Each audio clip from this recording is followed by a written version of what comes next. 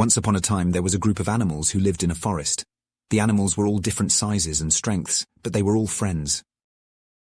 One day, a group of hunters came to the forest. The hunters were armed with guns and traps, and they were determined to catch the animals.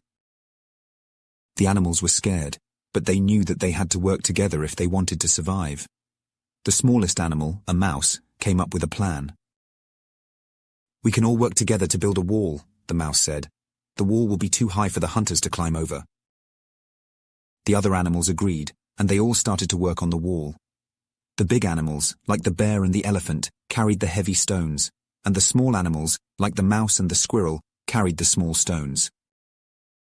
The animals worked all day, and by nightfall, the wall was finished.